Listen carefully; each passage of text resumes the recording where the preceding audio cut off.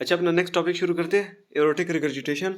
Aortic regurgitation aortic valve की regurgitation को कहते हैं। इसका दूसरा नेम है एओर्टिक इंसफिशियंसी। ये अगर देखें, ये एओर्टिक वाल्व है। ब्लड इधर से आता है एट्रियम से वेंट्रिकल में, वेंट्रिकल से जाता है एओर्टा में, एओर्टा में जो जाता है ये इसके थ्रू जाता है, इस वाल्व के थ्रू। ठीक है, अगर जब ब्लड इधर चला जाता है और वो वापस नीचे आए, उसको ये वाल्व प्रिवेंट करता है नॉर्मली। लेकिन अगर ये वाल्व सही से क्लोज ना हो या इसमें कोई प्रॉब्लम हो तो ये ब्लड वापस नीचे आ सकता है। तो जब ये वापस नीचे आता है, ब्लड वापस पीछे जाता है, तो इसको कहते हैं रिगर्जिटेशन। एओर्टा एओर्टिक वाल्व है ये, तो एओर्टिक रिगर्जिटेशन बोलते हैं। इसका दूसरा नाम एओर्टिक इंसफिशियंसी भी है। अच्छा, जब ब्लड वापस नीचे आता है तो इस पे प्रेशर बढ़ता है ना वेंट्रिकल पे, तो वेंट्रिकल के मसल्स एक तो हाइपरट्रॉफी हो जाती है और वेंट्रिकल डायलेट कर जाता है, क्योंकि इधर वॉल्यूम बहुत ज़्यादा हो रहा होता है। एक तो इधर से ब्लड आ रहा है, उल्टा वापस इधर से भी आता है। डायस्टोली जब होती है ना, जिसमें ये वेंट्रिकल रिलैक्स करता है, जब वेंट्रिकल रिलैक्स करता है तो left ventricular and diastolic volume क्या होता है, इंक्रीज हो जाता है। क्यों? इधर से ब्लड आ रहा है, तो उसको ये पुश करता है वापस बाहर जब सिस्टली में, तो इसकी एक तो हाइपरट्रॉफी हो जाती है और दूसरा डायलेट भी कर जाता है। तो हाइपरट्रॉफी जो है वो किस लिए होती है? In order to maintain stroke volume, ताकि वो जो ब्लड का वॉल्यूम है उसको वापस पुश कर सके। इसके अलावा डायस्टोलिक प्रेशर को इंक्रीज करने से बचाने के लिए उधर की हाइपरट्रॉफी हो जाती है। लेकिन ये जो है वक्त के साथ साथ जैसे ही डिजीज़ प्रोग्रेस करती है, तो ये जो कंपेंसेटरी मैकेनिज्म होता है, ये हाइपरट्रॉफी और ये वाला, ये भी ख़त्म हो जाता है। वो फिर ब्लड को ज़्यादा पुश नहीं कर सकता आगे की तरफ। तो इसकी वजह से लेफ़्ट साइडेड और पल्मोनरी प्रेशर जो होता है, लंग से जो ब्लड आ रहा होता है वेंट्रिकल में, वो भी जो है इंक्रीज़ हो जाता है उसका प्रेशर। तो resting left ventricular ejection fraction normal होता है, लेकिन वक्त के साथ साथ फिर ये भी इजेक्शन फ्रैक्शन भी कम होना शुरू हो जाता है, क्योंकि कंपेंसेटरी मैकेनिज्म फेल करने शुरू हो जाते हैं और मसल जो है फैटीग में भी जा सकती है इसके। तो इसका कोर्स क्या होता है? इसमें वक्त के साथ साथ क्या होता है, क्रोनिक एओर्टिक रिगर्जिटेशन हो तो उनमें 5 ईयर्स में जो है ना 75% सर्वाइवल चांसेस उन बंदों के रह जाते हैं। इसके अलावा अगर एंजाइना के सिम्टम्स साथ आने शुरू हो जाए एओर्टिक रिगर्जिटेशन के साथ, चेस्ट पेन होना शुरू हो जाए, तो फिर उनकी प्रोग्नोसिस पुअर होनी शुरू हो जाती है, 4 ईयर्स हो जाती है, डेथ 4 ईयर्स के अंदर अंदर हो जाती है। अगर हार्ट फेलियर के साथ सिम्टम्स आने शुरू हो जाए तो उनकी डेथ 2 ईयर्स के अंदर शुरू हो जाती है। तो इसलिए अगर एओर्टिक रिगर्जिटेशन के साथ बंदा आया है तो उसकी सर्जिकल इंटरवेंशन सबसे पहले उस पर ध्यान दिया जाता है, ताकि डेथ के चांसेस को कम किया जा सके। इसकी कॉजेज़ क्या हो सकती है एओर्टिक रिगर्जिटेशन की? सबसे पहले एक्यूट और क्रोनिक कॉजेज़ हैं। सबसे पहले एक्यूट रिगर्जिटेशन होगा तो उसकी कॉज अलग होगी, क्रोनिक रिगर्जिटेशन होगी तो उसकी कॉज अलग होगी। तो एक्यूट की क्या है? एक तो इन्फेक्टिव एंडोकार्डाइटिस, उसकी वजह से एक्यूट एओर्टिक रिगर्जिटेशन हो सकती है। ट्रॉमा हो जाए उसकी वजह से हो सकती है। एओर्टिक डायसेक्शन हो जाए उसकी वजह से एक्यूट रिगर्जिटेशन हो सकती है, एओर्टिक रिगर्जिटेशन। आइट्रोजेनिक कॉज हो सकती है, आइट्रोजेनिक कोई ट्रीटमेंट अप्लाई की हो और उसकी वजह से ये प्रॉब्लम आ जाए, तो उसकी वजह से भी एओर्टिक रिगर्जिटेशन हो सकती है एक्यूट। क्रोनिक रिगर्जिटेशन कैसे होगी?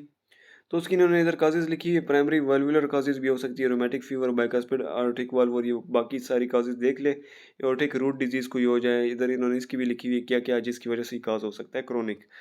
इसके बाद क्लिनिकल फीचर्स, सिम्टम्स और साइंस इसमें क्या हो गए। तो सबसे पहले अगर सिम्टम्स देखें, ब्रीथिंग डिफिकल्टी हो सकती है, क्योंकि लंग्स पे प्रेशर पड़ता है, इसकी वजह से ब्लड उसमें एक्यूमुलेट होता जाता है, उसकी वजह से प्रेशर उसमें ज़्यादा होता है। डिस्पनिया हो सकती है एक्सर्शन पे, डिफिकल्टी इन ब्रीथिंग। इसके अलावा पेरोक्सिस्मल नॉक्टर्नल डिस्पनिया हो सकती है, ऑर्थोपनी हो सकती है, लेटने के साथ जो है इसको ब्रीथिंग डिफिकल्टी हो सकती है। इसके अलावा पल्पिटेशंस हो सकती है, worse when lying down, angina, pain chest में हो सकता है, साइनोसिस हो सकती है, शॉक हो सकता है। तो ये एक्यूट स्टेज में शॉक भी हो सकता है। तो फिजिकल एग्जामिनेशन इसकी की जाए, साइंस हमें क्या नजर आएंगे? फिजिकल एग्जामिनेशन जब करेंगे तो उसमें वाइडेंड पल प्रेशर प्रेशर होगा। प्रेशर जो होगा ना, सिस्टोलिक बीपी वो ज़्यादा होगा, जबकि डायस्टोलिक बीपी इसमें कम होगा। इसके अलावा डायस्टोलिक डिक्रेसेंडो मरमर, ये मरमर होगा जो कि डायस्टोलिक फेज में सुनाई देगा। डिक्रेसेंडो मतलब वो के साथ साथ कम होता है, इसकी आवाज़ स्लो होती है। ये जो है डायस्टोलिक फेज में सुनाई देगा ये वाला मरमर। इसके अलावा कोरिगन पल्स, ये ऐसी पल्स है कि एकदम से तेज पल्स होती है और एकदम से रुक जाती है पल्स, तो ऐसे लगता है कि गोली की आवाज़ है, ढक ढक, बहुत तेज़ आवाज़ होती है ना। ये आप लोग सुन लेना तो आपको समझ आ जाएगी। इसके अलावा ऑस्टिन फ्लिंट मरमर, देख मैंने आपको वो डायग्राम दिखाया था, उसमें एओर्टिक वॉल्व से भी ब्लड आ रहा होता है और मिट्रल वॉल्व से भी वापस ब्लड आ रहा होता है ना, तो उनके दरमियान कंपीटिव फ्लो हो रही होती है, कंपीटिंग फ्लो, तो उसकी वजह से ये एक आवाज़ आती है, ऑस्टेन फ्लिंट मरमर। सही हो गया। इसके अलावा पीएमआई डिस्प्लेस्ड हो सकता है, पॉइंट ऑफ मैक्सिमल इम्पल्स। इसके अलावा S3 पैथोलॉजिकल साउंड भी प्रेजेंट हो सकता है, और मरमर इंटेंसिटी जो है वो ज़्यादा हो जाती है सस्टेन्ड हैंड ग्रिप के साथ। अगर किसी बंदे को एओर्टिक रिगर्जिटेशन है और वो हाथों को इस तरह बंद कर दे, फिस्ट बना ले, हैंड ग्रिप को सस्टेन रखे, तो उसकी वजह से ब्लड जो है हाथों से जाता है हार्ट की तरफ वापस, वीनस ब्लड फ्लो। जैसे ही वीनस ब्लड फ्लो ज़्यादा होगा, वेस्कुलर रेजिस्टेंस ज़्यादा होगी, एओर्टा भी, एओर्टिक आर्टरीज भी जो है उसकी भी रेजिस्टेंस ज़्यादा होगी, उसकी वजह से एओर्टिक वाल से वापस ब्लड अंदर की तरफ आने की कोशिश करेगा, तो मरमर आ सकता है। मरमर की इंटेंसिटी इस वजह से इंक्रीज हो सकती है। इसकी ट्रीटमेंट क्या होगी? इसकी ट्रीटमेंट जो है, सॉरी डायग्नोसिस तो रह ही गया। सबसे पहले डायग्नोसिस, डायग्नोसिस जब इसकी करना चाहेंगे तो इसके लिए एक्सरे यूज़ कर सकते हैं। एक्सरे, चेस्ट एक्सरे करेंगे तो उसमें आपको इनलार्ज्ड कार्डियक सिलुएट नज़र आएगा, डायलेटेड एओर्टा नज़र आएगा, क्योंकि उधर ब्लड जमा हो रहा है एओर्टा और लेफ्ट साइड का जो एओर्टा है और उसमें लेफ्ट वेंट्रिकल में। इसके अलावा ईसीजी में लेफ्ट वेंट्रिकुलर हाइपरट्रॉफी के वो आएगा। इसके अलावा इकोकार्डियोग्राम करा सकते हैं। इकोकार्डियोग्राम में जो है हमें साइज़ का भी पता चल सकता है, साथ ही साथ ब्लड फ्लो का पता चल सकता है। ठीक हो गया। इसके अलावा हम कार्डियक कैथेटराइजेशन करा सकते हैं, जिससे हमें पता चल सकता है कितनी सेवेरिटी है और लेफ्ट वेंट्रिकुलर डिसफंक्शन की कितने ज़्यादा सेवेरिटी है। अच्छा, तो एओर्टिक स्टेनोसिस, एओर्टिक रिगर्जिटेशन है, या तो इसमें सिम्टम्स नहीं हो सकते, एसिम्प्टोमेटिक हो सकता है। एसिम्प्टोमेटिक में फिर देखना है कि फंक्शन कैसा है हार्ट का, नॉर्मल हो रहा है कि नहीं हो रहा है। एओर्टिक रिगर्जिटेशन जो है, लेकिन लेफ्ट वेंट्रिकल नॉर्मल है कि नहीं, अगर नहीं ना, अगर नॉर्मल है तो ठीक है, मसला नहीं है, नो थेरेपी। अगर एसिम्प्टोमेटिक है पेशेंट, लेकिन एओर्टिक रिगर्जिटेशन है और लेफ्ट वेंट्रिकुलर डिसफंक्शन उसको हुआ है, लेकिन उस बंदे को सिम्टम्स नहीं आ रहे, तो ऐसे पेशेंट को उसके वेंट्रिकल्स पे काफ़ी जोर आ रहा है, लेफ्ट वेंट्रिकल पे, और एओर्टिक रिगर्जिटेशन भी है, तो उसको हम एस इनहिबिटर्स और ARB, आर्ब एंजियोटेंसिन रिसेप्टर ब्लॉकर भी दे सकते हैं, एंजियोटेंसिन रिसेप्टर ब्लॉकर। तो इससे क्या होता है, इससे आफ्टर लोड कम हो जाता है, हार्ट को पंपिंग करने में आसानी होती है।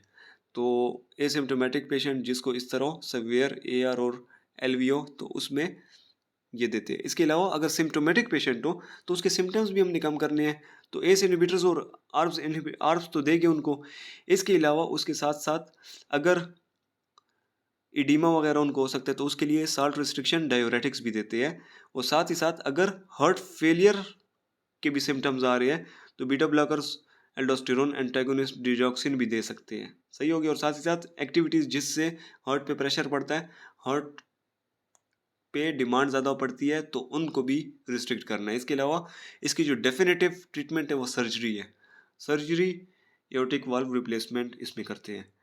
अच्छा, इसके अलावा एक्यूट अगर एओर्टिक रिगर्जिटेशन है तो ये मेडिकल इमरजेंसी है, इसमें एओर्टिक वाल्व रिप्लेसमेंट एकदम से करते हैं।